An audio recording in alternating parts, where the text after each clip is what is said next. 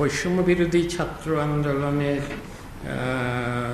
গত জুলাইয়ের শহীদ পরিবারের জন্য এটা গৃহায়ন ও গণপূর্ত মন্ত্রণালয় থেকে এসেছিল। এটাতে হলো মিরপুরে কিছু 1355 বর্গফুট আয়তনের 804টি আবাসিক ফ্ল্যাটের পরিকল্পনার একটা প্রস্তাব এসেছিল।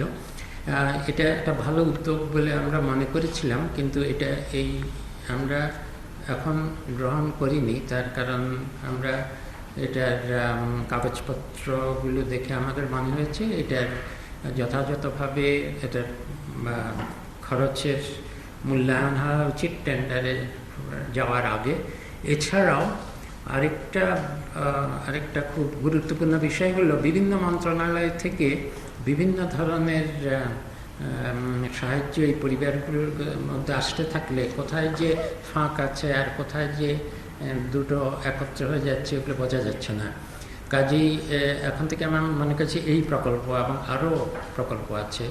আর তাছাড়া ওইসব পরিবারের জন্য ভাতার যেসব ব্যবস্থা আছে এগুলো সবগুলো, এবং যারা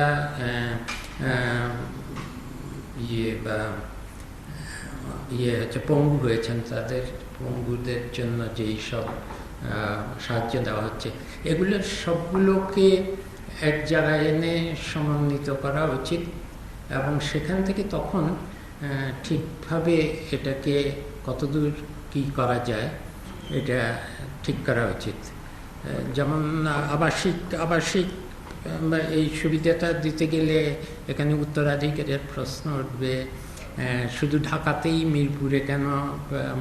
অনেকে তো গ্রামাঞ্চলে এবং অন্য শহরে থাকে। কাজেই এটা ভালো উদ্যোগ ছিল, কিন্তু এটাকে আরও পরিকল্পনা করতে হবে এবং এটা ব্যয়ের প্রকল্পন ঠিকমতো হয়েছে কিনা এই জন্য এই একাধিক মন্ত্রণালয়কে এটাকে সমন্বয় করতে বলা হয়েছে। শেষ পর্যন্ত এটা মুক্তিযুদ্ধ মন্ত্রণালয় এটাকে সমন্বয় করতে হবে।